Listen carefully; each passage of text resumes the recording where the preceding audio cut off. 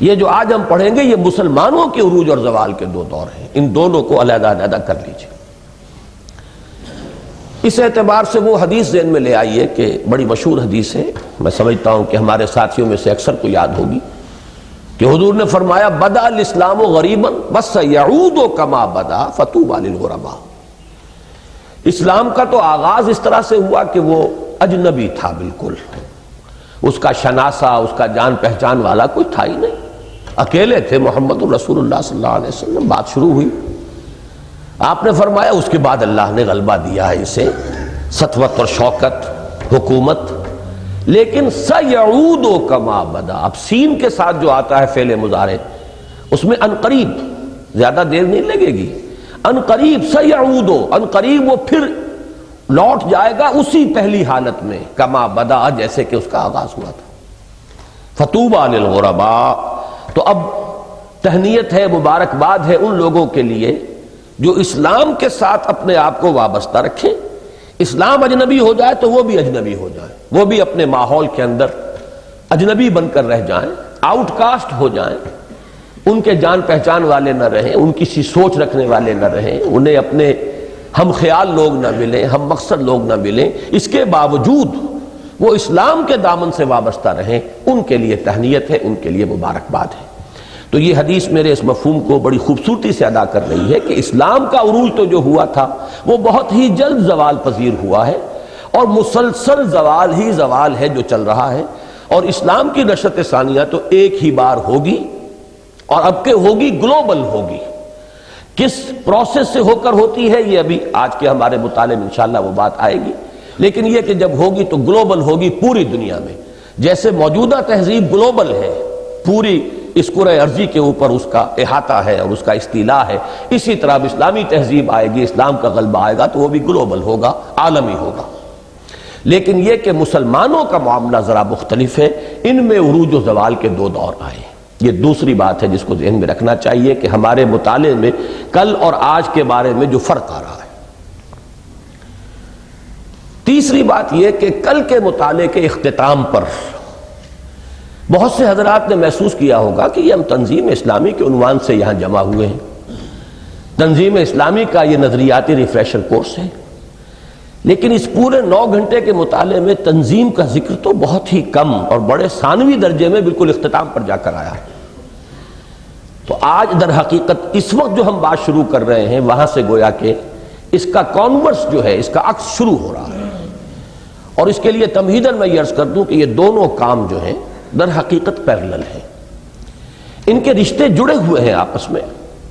وہ رشتہ یہ ہے کہ اسلام کی نشأت ثانیہ کو آپ نے پڑھا تو معلوم ہوا کہ اس کام کے لیے بھی اگرچہ شرط لازم ہے وہ ایک علمی انقلاب، لیکن اس کے لیے لازم ہے عمومی دعوت و تبلیغ کا ایک ادارہ۔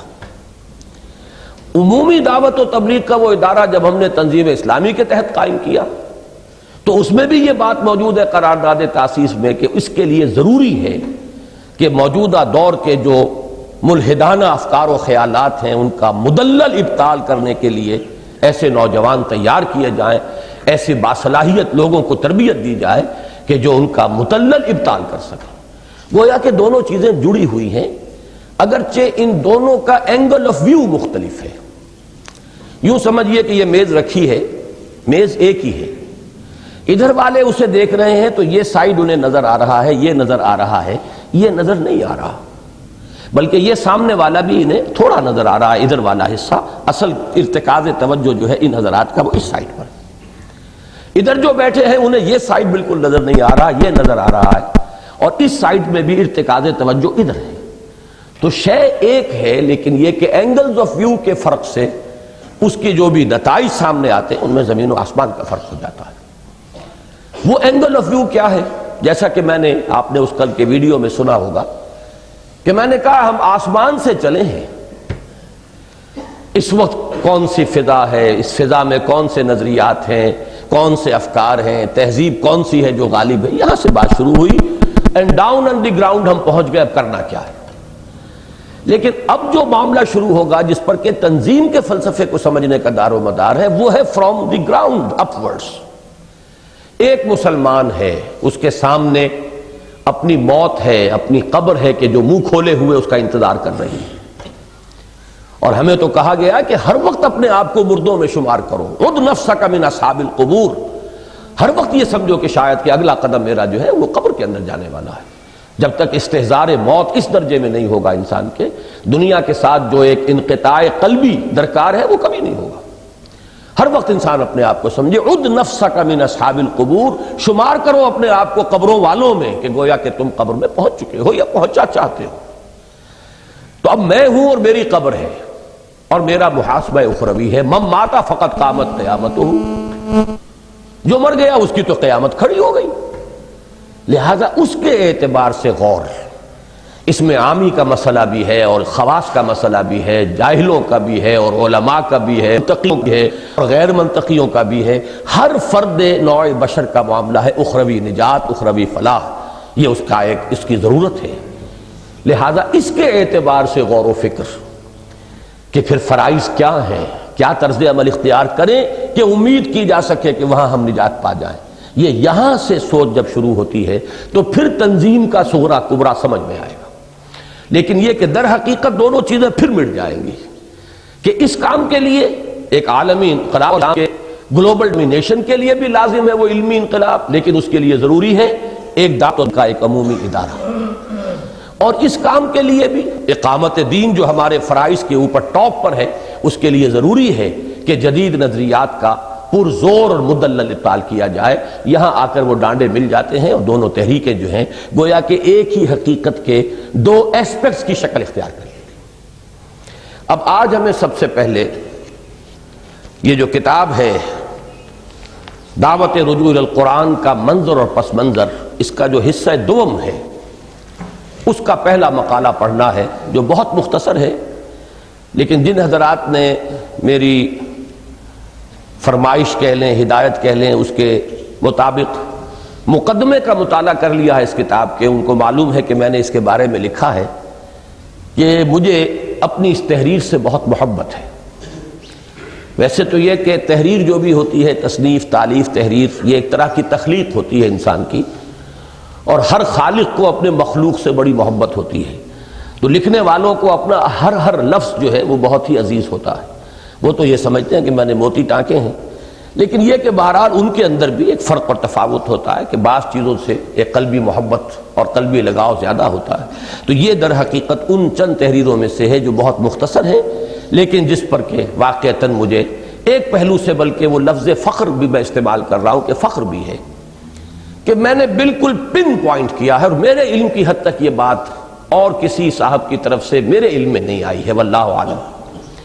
پروفیسر یوسف سلیم چشتی صاحب نے بھی ایک دور میں ایک مقالہ لکھا تھا پورا کہ مسلمانوں کے اسلام سے دور ہو جانے کے اسباب کیا کیا ہیں۔ انہوں نے 8-10 سبب گنوائے تھے، لیکن وہاں بھی اصل بات جو تھی کہ یہ شروع کہاں سے ہوا ہے پروسیس، وہ ان کی گرفت میں وہ بات نہیں آئی تھی۔ یہ تو جو مقدمہ آپ نے پڑھا ہے تو اس کا تو آغاز ہی اس سے ہوا ہے کہ حضرت شیخ الہند نے بھی فرمایا کہ ہمارے زوال کا سبب ہے قرآن کو چھوڑ دینا۔ اب یوں سمجھیے کہ یہ علماء میں چوٹی کی ایک شخصیت ہے، استاذ العلماء، شیخ الشیوخ، اپنی 70 برس کی عمر میں یہ بات کہہ رہا ہے۔ تو یہ بات نہیں ہے کہ کوئی نوجوانی کی ترنگ کے اندر کوئی بات کہہ دی ہو، کسی وقت کوئی خاص خیال کی لہر آئی ہو اور وہ بات کہہ دی ہو۔ انہوں نے کہا 4 برس کا میرا غور و فکر جو ہے اس کا حاصل یہ۔ اور دوسری شخصیت جو کالجوں سے اور یونیورسٹیوں سے ابھر کر آئی، عظیم ترین شخصیت اس صدی کی پورے عالم اسلام کے اعتبار سے، حضرت شیخ الہند کا معاملہ تو ہندوستان تک ہے، یا یہ کہ کچھ افغانستان تک بھی ان کا اثر جو ہے، دیوبند کا چونکہ اثر بہت کافی گہرا ہے افغانستان تک بھی، تو آپ کہہ سکتے ہیں کہ پاکستان اور افغانستان، ہندوستان، بس یہی ممالک ہیں جو شیخ الہند سے واقف ہیں۔ لیکن یہ کہ علامہ اقبال کا معاملہ تو اس وقت پورے عالم اسلام کے اندر ہے، انہیں تسلیم کیا جاتا ہے اس دور کا بہت بڑا مفکر، اور ان کی تشخیص بھی یہی ہے جیسا کہ میں نے لکھا کہ خارز محجوری قرآن شدی۔ بلکہ میں نے تو بارہا کہا ہے کہ میرے اپنے ذہن میں تو 10 برس کی عمر کا چپکا ہوا وہ شعر جو ہے اس نے نہ معلوم میری زندگی کے اندر کہاں کہاں کس کس جگہ پر جو ہے میری رہنمائی کی ہے، اور مجھے جہاں سے جہاں تک اللہ نے پہنچایا ہے اس میں کتنا بڑا ذریعہ اللہ نے اس شعر کو اس وقت میرے شعور میں چپکا کر جو اس نے فضل کیا تھا اس کا حصہ ہے کہ وہ زمانے میں معزز تھے مسلمان ہو کر اور تم خار ہوئے تارک قرآن ہو کر۔ بعد میں وہ فارسی کلام بھی جب میں نے پڑھا کچھ، تو پھر یہ جو کیفیت ہے، خار از مہجوری قرآن شدی، شکوہ سنجے گردش دوران شدی، اے تو شبنم بر زمیں افتندئی، در بغل داری کتاب زندئی۔ تو یہ دونوں عظیم اعاظم رجال جنہیں میں نے کہا ہے مقدمے میں، ان کا متفق ہو جانا ایک تجویز ایک تشخیص پر، یہ ایک بہت بڑی بات ہے۔ متفق گردید رائے بو علی بارائے من۔ لیکن یہ پروسیس شروع کہاں سے ہوا؟ آیا یہ کوئی سازش تھی، دشمنوں نے کیا ہے، یا یہ ہے کہ کوئی منطقی معاملہ ہے، کوئی فطری معاملہ ہے؟ یہ فنومینن جو ہے آیا نیچرل فنومینن ہے، لاجیکل فنومینن ہے، یا یہ کہ کوئی اغیار کی سازش ہے، دشمنوں کی کارگزاری ہے؟ میں یہ سمجھتا ہوں کہ اس کے سٹارٹنگ پوائنٹ کو اس چھوٹے سے مضمون میں جس طرح میں نے معین کیا ہے، میرا خیال ہے، گمان ہے، خواہش ہے میری، یعنی اپنے بارے میں ایک عجب پر آپ محمول کریں، میرا گمان یہ ہے کہ یہ بات شاید اس سے پہلے کسی نے نہ کہی ہو۔ اللہ تعالیٰ کی طرف سے بعض چیزوں پر خصوصی انشراح اللہ تعالیٰ اپنے بعض بندوں کو عطا کرتا ہے، اور تبھی کوئی بات آگے بڑھتی ہے۔ تو وہ بات، دو چیزیں جو ہیں اس میں اچھی طرح سمجھ لیجئے کہ اس مضمون میں 6 صفحوں میں 2 مضامین آئے ہیں۔ پہلا یہ کہ بدء الاسلام، اس کا عنوان جو ہے وہ کیا ہے؟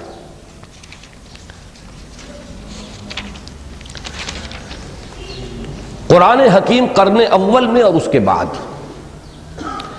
بدء الاسلام میں اسلام کی 2 عظیم ترین حقیقتیں، قرآن حکیم اور جہاد فی سبیل اللہ۔ قرآن منبع و سرچشمہ ایمان و یقین، اور جہاد ایمان حقیقی کا مظہر اتم۔ یہ 2 چیزیں، یہ 2 چیزیں اہم ترین تھیں، نمایاں ترین تھیں اسلام کا۔ یہ اسلام جو حضور صلی اللہ علیہ وسلم سے وہ تکمیلی شکل میں جب دنیا میں آیا ہے، الیوم اکملت لکم دینکم واتممت علیکم نعمتی ورضیت لکم الاسلام دینا کے مطابق، اس وقت عظیم ترین حقیقتیں 2 ہی تھیں، قرآن اور جہاد۔ اب اس کی تفصیل ہے جو پہلے آئے گی۔ پھر یہ کہ قرآن اور جہاد ان دونوں کے بارے میں جلد ہی کانسیپٹ کیسے تبدیل ہو گئے، کیوں تبدیل ہو گئے، اور وہاں بھی وہی لفظ ہے جلد ہی، سیعودو، وہ سین جو ہے یعودو کے ساتھ، وہ میری اس گفتگو کے اندر بھی سمجھیے کہ لگا ہوا ہے کہ یہ تو فوراً ہی ہو گیا تھا، گویا کہ قرن اول ہی کے اندر اس تبدیلی کا آغاز ہو چکا تھا۔ وہ کیا ہے؟ 2 چیزیں آج آپ کے سامنے آ جائیں گی۔ واقعہ یہ ہے کہ بدء الاسلام میں دین کی اصل، اساسی اور بنیادی حقیقتیں 2 ہی تھیں۔ ایک قرآن حکیم جسے نبی اکرم صلی اللہ علیہ وسلم کے انقلابی جد و جہد کے ضمن میں آلہ انقلاب کی حیثیت حاصل ہے، بقول مولانا حالی اتر کر ہرا سے سوئے قوم آیا، اور ایک نسخہ کیمیا ساتھ لایا۔ اور دوسرے جہاد فی سبیل اللہ، جو جامع عنوان ہے آپ کی اس جد و جہد کے مختلف مدارج اور مراحل کا۔ واقعہ یہ ہے کہ یہ قرآن مجید ہی کی گرج اور کڑک تھی جس نے نیند کے ماتوں کو جگایا اور خواب خرگوش کے مزے لوٹنے والوں کو بیدار کیا۔ چنانچہ والعصر ان الانسان لفی خسر، اور اقترب للناس حسابهم وهم فی غفلۃ معرضون، زمانہ گواہ ہے، تمام انسان خسارے میں ہے۔ اب آپ اندازہ کیجئے کیسی چونکانے والی صدا ہے یہ، اور لوگوں کے لیے ان کے حساب کا وقت قریب آ چکا ہے، اور وہ غفلت میں پڑے ہوئے، اعراض کیے جا رہے ہیں، ہوش میں نہیں آ رہے۔ یہ چونکا دینے والی صدائیں، اور القارعہ ملقارعہ وما ادراک ملقارعہ، اور الحاقہ ملحاقہ وما ادراک ملحاقہ کی بیدار کن ندائیں ہی تھیں جنہوں نے پورے عرب میں ہلچل مچا دی، اور عما یتساءلون عن النبأ العظیم الذی ھم فیہ مختلفون کی کیفیت پیدا کر دی۔ اب ان آیات کا ترجمہ کروں گا تو وہ تسلسل عبارت کا ٹوٹے گا۔ یہ تو در حقیقت وہ بقول مولانا امین حسن اصلاحی، یہ ابو الکلامی انداز ہے یہ تحریر کا، مولانا ابو الکلام در حقیقت اس کے موجد تھے، اور یہ انداز ان کا ہے۔ اس میں پھر یہ ترجمے ورجمے نہیں ہوتے، یہ ان لوگوں کے لیے ہے کہ جو کم سے کم اتنی استعداد تو رکھتے ہوں، ورنہ پھر یہ کہ عبارت کا تسلسل ٹوٹ جاتا ہے۔ یہ تو عبارت کا جز ہے۔ اما یتساءلون، یہ کس چیز کے بارے میں ایک دوسرے سے سوال کر رہے ہیں؟ چہمے گوئیاں شروع ہو گئیں، اس لیے کہ جب اس طرح کی ندائیں ان سننے میں آئیں، محمد الرسول اللہ صلی اللہ علیہ وسلم نے جب یہ آوازیں بلند کیے تو لوگوں میں ایک ہلچل پیدا ہوئی. اما یتساءلون، کس چیز کے بارے میں ایک دوسرے سے پوچھ گچھ کر رہے ہیں؟ عن النبأ العظیم، اس بہت بڑی خبر کے بارے میں. الذی ہم فیہ مختلفون، جس کے بارے میں یہ اختلاف میں مبتلا ہو گئے کہ یہ ہونے والی شے ہے، کیا واقعی حساب کتاب ہوگا؟ کیا واقعی ہم زندہ کیے جائیں گے؟ کیا واقعی ایک ایک لمحے کا ہمارا ہر عمل ریکارڈ ہو رہا ہے؟ کیا واقعی ہمارا ایک ایک لفظ جو ہے وہ کہیں ریکارڈ کیا جا رہا ہے؟ کیا ہمیں اس کی جواب دہی کرنی پڑے گی؟ تو یہ کیفیت در حقیقت جو ہے اس کی پشت پر ہے وہ چونکا دینے والی صدائیں، بیدار کن ندائیں. بقول مولانا حالی وہ بجلی کا کڑکا تھا یا صوت ہادی، عرب کی زمین جس نے ساری ہلا دی.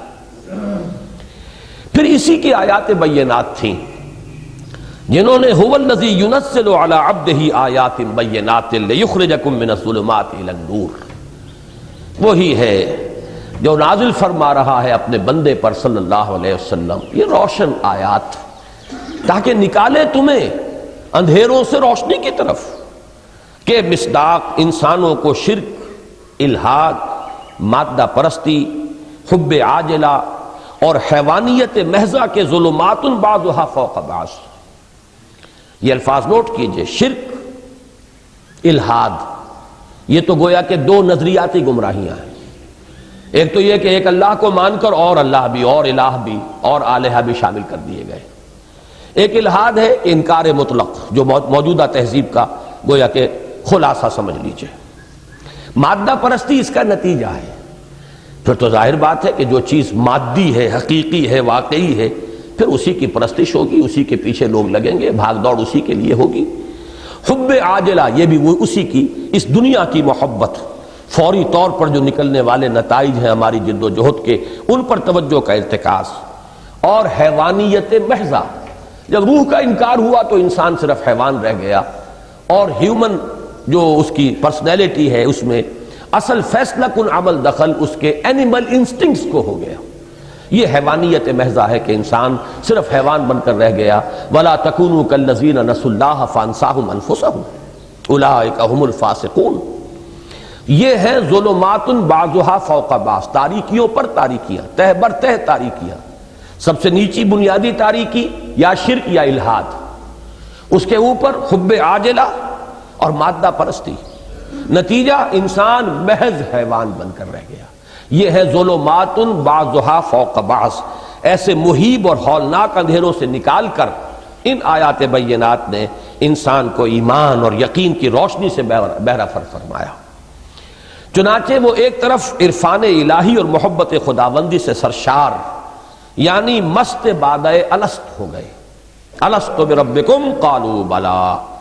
مست بادہ الست، یہ ہمارے ہاں ادبی طور پر یہ ایک اصطلاح استعمال ہوتی ہے کہ جن کو اپنا وہ عہد یاد ہو یا یاد کر لیں، یاد دلا دیا جائے، یاد آ جائے، پھر وہ اسی کے اندر مست ہو جائیں، پھر ان کی پوری زندگی در حقیقت قالوا بلا اس کی عملی تفسیر بن جائے.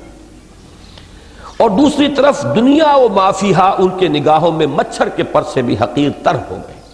یہ حدیث ہم پڑھ چکے ہیں اسلام کے نشأت ثانیہ میں بھی، کہ حضور نے فرمایا کہ دنیا و ما فیہا کی وقت اللہ کی نگاہ میں اگر ایک مچھر کے پر کے برابر بھی ہوتی تو کسی کافر کو وہ یہاں سے ایک گھونٹ پانی کا بھی نہ دیتا. یہ مضمون ایک اور پیرائے میں سورہ زخرف میں آیا ہے کہ ہم تو ان کافروں کو اس دنیا کے اندر ہم تو سونے کے محل بنا دیتے، اور اب بنائی دی اللہ نے. اب آپ امریکہ میں جا کر دیکھیے تو سونے سے زیادہ قیمتی شے جو ہے ان کی تعمیر ان پر ہو رہی ہے. ابو ظبی میں جا کر دیکھیے تو وہ نقشے نظر آ جائیں گے. ان کے لیے چارپائیاں بھی اور کواڑ بھی اور چوکٹیں بھی سب سونے کی بنا دیتے. ہماری نگاہ میں تو کوئی وقت اس کی نہیں. یہ سب کچھ ہم نے انہیں دے دیا تو اس لیے دے دیا کہ ہماری نگاہ میں کوئی وقت نہیں. مچھر کے پر کے برابر بھی وقت ہوتی تو کسی کافر کو ایک گھونٹ پانی بھی اللہ تعالیٰ نہ دیتا. تو جب تک یہ باطنی کیفیت نہ ہو در حقیقت گویا کہ ابھی وہ حال نہیں بنا ہے ایمان کا حال بن جانا. کل جہاں ہم اس اپنے نشأت ثانیہ کے دوسرے حصے میں جہاں پہنچے تھے وہاں سے اب ہمارا آغاز ہو رہا ہے، اور وہ کلیتاً طالب عقبہ بن گئے. اب وہ طالب دنیا کے نہ رہے، دنیا کی بجائے آخرت کے عقبہ کی. مزید برآں وہی تھا، وہی سے مراد قرآن حکیم جو موعظۃ من ربکم بھی بن کر آیا اور شفاء لما فی الصدور بھی. یہ سورہ یونس کی آیات جو ہیں اس آیت میں یہ لفظ آیا ہے یا ایھا الناس قد جاءتکم موعظۃ من ربکم وشفاء لما فی الصدور۔ چنانچہ اسی کے ذریعے لوگوں کا تزکیہ نفس بھی ہوا اور تصفیہ قلب و تجلیہ روح بھی۔ یہ ذرا 3 الفاظ ثقیل آئے ہیں لیکن نوٹ کر لیجئے۔ تزکیہ نفس تو عام طور پہ معلوم ہے، تزکیہ کے معنی صاف کرنا، رکاوٹوں کو دور کر دینا۔ جب کوئی مالی اپنے باغیچے میں داخل ہوتا ہے تو کچھ پودے اس نے خود لگائے ہیں، چاہتا ہے کہ پروان چڑھیں، کچھ جھاڑ جھکاڑ اگ آئی ہے آپ سے آپ خود رو، اس کو وہ کاٹ کر کھود کر پھینک دیتا، یہ تزکیہ ہے، تاکہ زمین میں جتنی قوت ہے نشو و نما کی وہ میرے پودے کو ملے، یہ خامخواہ کو طفیلی جو ہے اس کے اندر حصہ بٹا رہے ہیں۔ تو یہ ہے تزکیہ۔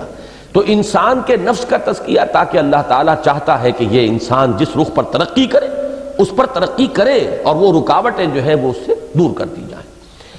تصفیہ قلب صفا سے بنا ہے، دل کو صاف کرنا، اس لیے کہ قرآن مجید میں حدیث میں یہ لفظ آیا ہے کلا بل ران علی قلوبہم ما کانوا یکسبون، دلوں کے اوپر زنگ آ جاتا ہے، دلوں پر غبار آ جاتا ہے، دلوں پر پردے پڑ جاتے ہیں۔ جیسے کہ ایک حدیث میں آیا، وہ حدیث بھی جو قرآن مجید کے حقوق والا کتابچہ اس میں موجود ہے، کہ حضور نے فرمایا کہ ان هذه القلوب لتصنع كما يصنع الحديد اذا اصابه الماء، اس دل کے اوپر بھی زنگ آ جاتا ہے جیسے کہ لوہے پر زنگ آتا ہے جب اس پر پانی پڑتا ہے، تو اب اس کی صفائی کی ضرورت ہے۔ تو تصفیہ قلب اور تجلیہ روح، تجلیہ تجلی، اس کے اندر تنویر ہو، روشنی ہو، جلا بخشی جائے اسے، اس کے اندر نور پیدا ہو جائے۔ گویا اب ذرا یہ الفاظ نوٹ کیجئے گا، گویا انذار ہو یا تبشیر، تبلیغ ہو یا تذکیر، موعظت ہو یا نصیحت، تعلیم ہو یا تربیت، تزکیہ ہو یا تصفیہ، تجلیہ ہو یا تنویر، الغرض تطہیر ہو یا تعمیر۔ اب یہ تمام الفاظ جو آئے ہیں ان کو 2 کھاتوں میں تقسیم کر لیجئے، تطہیر اور تعمیر۔ تطہیر یہ کہ بری چیزیں جو ہے ان سے پاک کیا جائے، تعمیر جو ہے اچھی چیزیں جو ہے آپ وجود میں لائیں۔ گفت رومی ہر بنائے کوہنا کا آباداں کنند، تو ندانی اولا تعمیر را ویراں کنند۔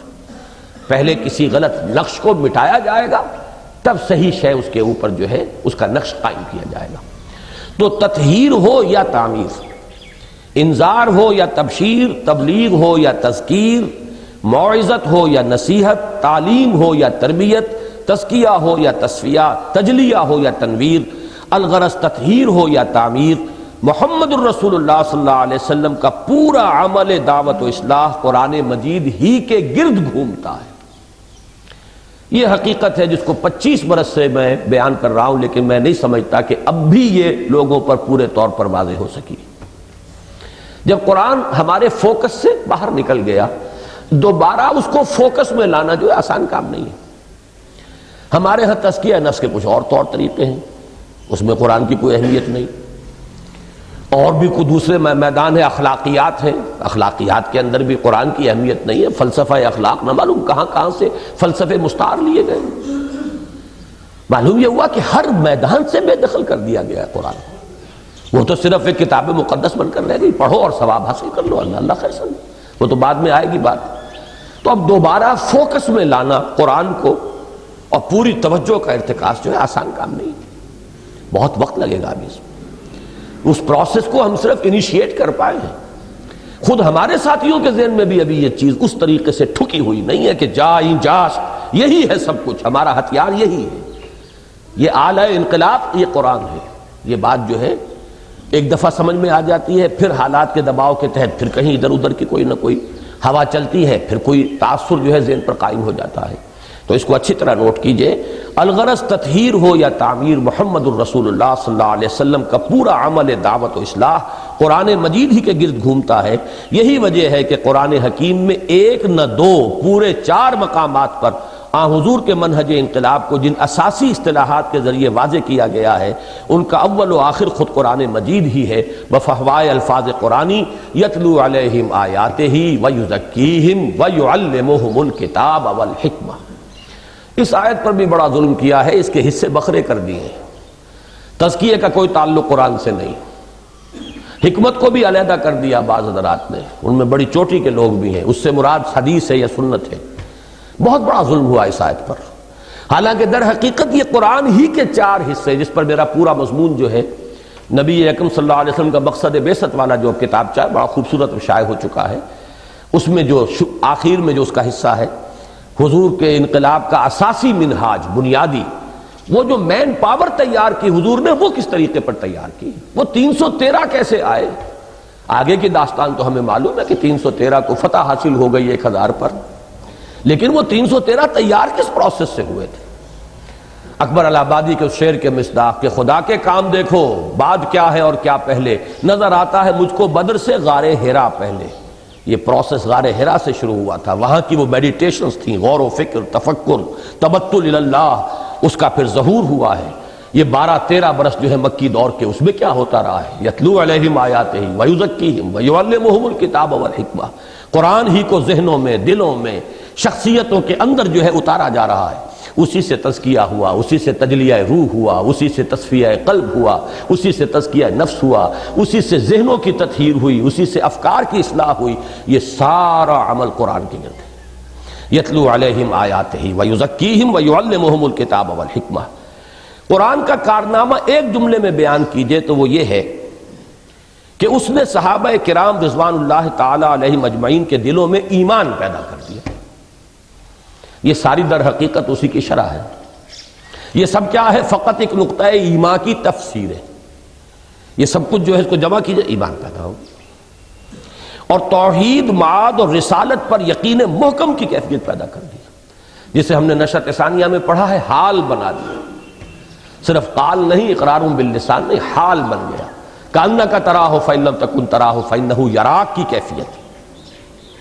لیکن اس سے اس ہمگیر تبدیلی کا اندازہ نہیں ہوتا جو قرآن حکیم کی بدولت ان کی زندگیوں میں برپا ہو گئی تھی۔ اب یہاں بھی بڑے خوبصورت الفاظ آئیں گے آگے۔ پہلے جو آئے تھے انہیں ذہن میں کیجئے، وہ ایک گلدستہ جو ہے وہ نیچے جمع ہو گیا تھا جہاں پھول جو ہے باندھ دیے جاتے ہیں، ان تمام کو ہم نے جمع کیا ایک لفظ میں، ایمان۔ لیکن ایمان کا نتیجہ کیا نکلا ہے در حقیقت؟ اب اس کو پھر الفاظ کے حوالے سے اس کی تفصیل کو سمجھیے۔ اس لیے کہ قرآن نے ان کا فکر بدلا، سوچ بدلی، نقطہ نظر بدلا، اقدار بدلی، عزائم بدلے، امنگیں بدلیں، شوق بدلے، دلچسپیاں بدلیں، خوف بدلے، امیدیں بدلیں، اخلاق بدلے، کردار بدلے، خلوت بدلی، جلوت بدلی، انفرادیت بدلی، اجتماعیت بدلی، دن بدلا، رات بدلی، حتیٰ کہ تبدل الارض غیر الارض والسماوات، زمین بدل جائے گی اور اس زمین کی شکل میں نہ رہے گی۔ یہ قیامت کے بارے میں آتا ہے، آسمان اس آسمانوں کی موجودہ حیت پر نہ رہیں گے۔ معلوم ہوا زمین و آسمان تبدیل کر دیے، آسمان بدلا، زمین بدلی، الغرض پوری کائنات بدل کر رکھ دی۔ اور اس پوری تبدیلی کا ذریعہ اور آلہ ہے قرآن حکیم کی آیات بینات۔ اسی کو یہاں پہ میں نے علامہ اقبال کے دوسرے 2 شعر دیے ہیں، لیکن یہاں حقیقت میں آنا چاہیے وہ شعر کہ چوں بجا در رفت جہاں دیگر شبد، جہاں چو دیگر شد جہاں دیگر شبد۔ اس 2 مصروں کے اندر جب یہ قرآن کسی کے اندر اتر جاتا ہے، یہ اندر اتر کر فکر بدل گئی، سوچ بدل گئی، ویلیوز بدل گئی۔ پہلے ایک چیز اہم نظر آتی تھی، اب غیر اہم نظر آتی ہے۔ پہلے جو بانتہائی غیر اہم تھی، اب وہ اہم ترین نظر آ رہی ہے۔ پہلے موت سے بڑا خوف تھا، اب موت کی آرزو ہے، شہادت کی موت تمنا ہے۔ نشان مرد و مومن بات و گویم چمر گایا تبسم بر لب اس۔ تو یہ ہے اندر کا انقلاب، لیکن اس اندر کے انقلاب نے پھر پورے جہان کو بدل کر رکھ دیا ہے۔